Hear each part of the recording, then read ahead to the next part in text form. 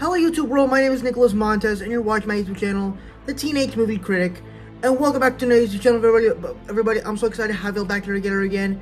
And in today's video, we're going to be doing with the release of Spider-Man Across the Spider-Verse and with the announcements of some upcoming Spider-Man movies, I thought it would be a fun time to go back and rank the upcoming Spider-Man movies and TV shows before we get started, and rank them from least excitement to most excitement. Before we get started, I want to have an honorable mention. First off, Spider-Man 2 PS4 or PS5.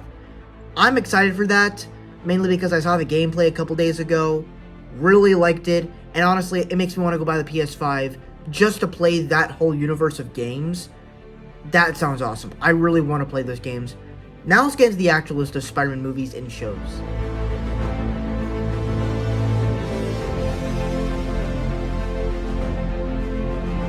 So this is going to be a live-action series for Silk, the character, that's going to be on Amazon Prime.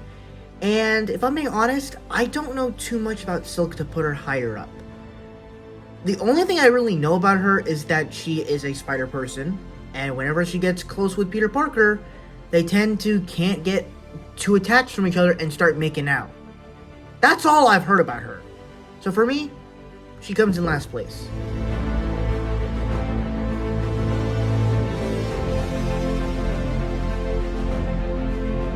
Now, Spider-Man Freshman Year was a show, if I would have told you 2 years ago, when this show first got announced, I would have extremely told you, this would have been on the top 3. Hang on, let me turn on my light. It's a little dark in here.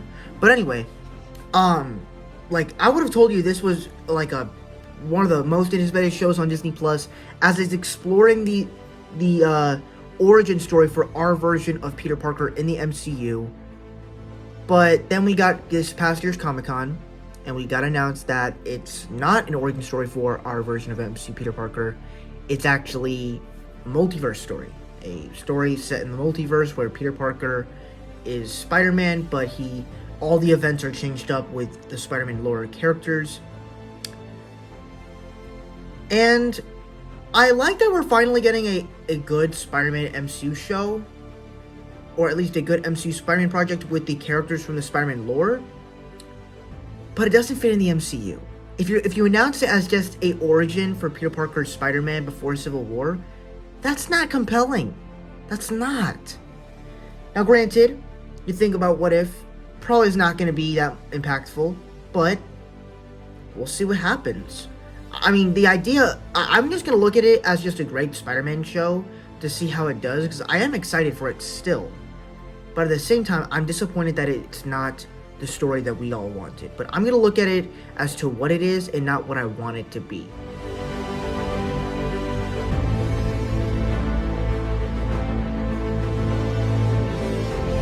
So we are told that we are getting an animated Spider-Woman film, and they say that it's actually coming sooner than we think. And honestly, as it's coming sooner than I think, give it to me now, because after seeing Spider-Man Across the Spider-Verse, I could definitely say that if this movie is going to focus either on Jessica Drew or Spider-Gwen, I'm all down for that.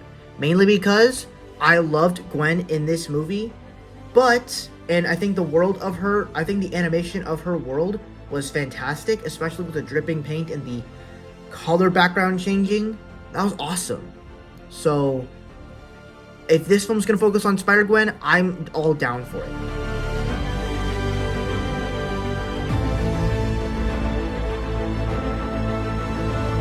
So we were also told that we are getting a live-action Spider-Man Noir series that's also going to be put on Amazon Prime.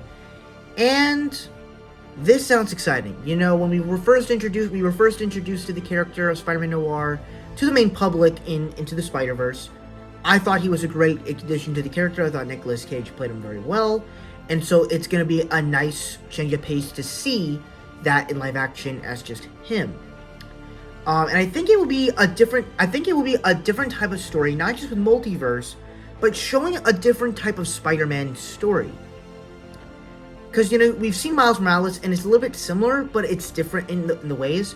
But with this one, you're actually showing a different Spider-Man type of story, where it's noir, and plus it takes place in 1930s New York. And I also think that this series could be the great usage to get some great action sequences. I saw this video online on YouTube of this stuntman doing Spider-Man Noir fights, and he's fighting all these guys, and it looks incredible. It looks like he fights different than all the other versions of Spider-Man, and it's awesome. I want to see that. Like, this is where I feel like this is the Marvel project where I'm realizing, like, Marvel should really hire the fans to direct and do the stunts. Just hire the fans, because they know what they want. They know how to make great stories. Well, you look at all these other directors, and they're just compiled from the Marvel studio stuff. At the same time, it is kind of delayed right now because of the writing strike, but once it gets back on production, I will be there day one, and hopefully I'll download Amazon Prime to watch that show.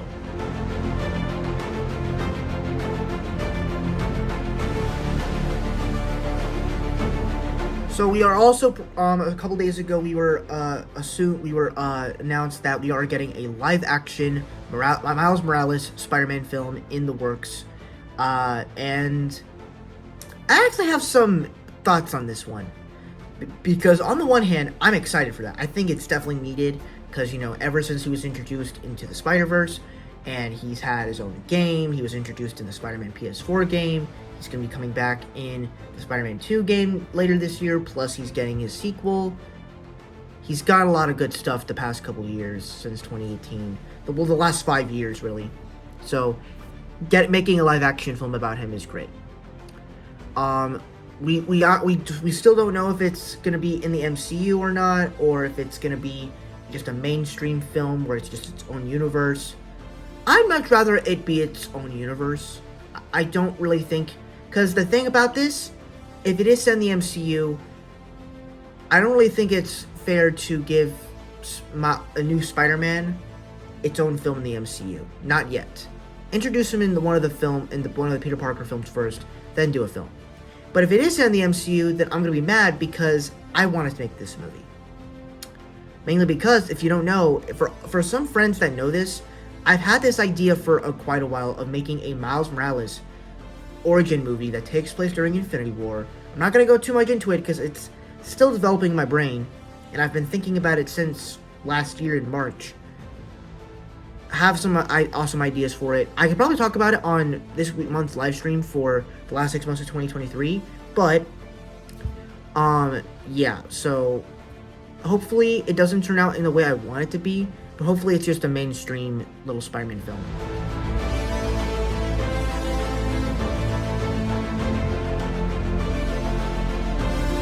So, of course, I was a big fan of Spider-Man Into the Spider-Verse. I, of course, also loved Spider-Man Across the Spider-Verse, so naturally, I am very excited for Spider-Man Beyond the Spider-Verse.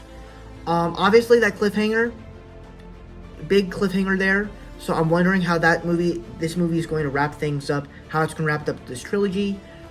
I have some theories. Will Miles, team up with other variants of himself? Will we actually get the live-action Spider-Man teaming up with the animated Spider-Man, since it's going beyond? Will they actually go into live-action mode? I have no idea how this film is going to do. I'm hoping it's going to be great, and it's going to make me like Across the Spider-Verse even more, and it's probably going to be better than Into the Spider-Verse. But at the same time, I'm still nervous, because just that cliffhanger, I don't know how you can really wrap it up in the next 2 hours of this movie. So I'm still excited, but I am skeptical.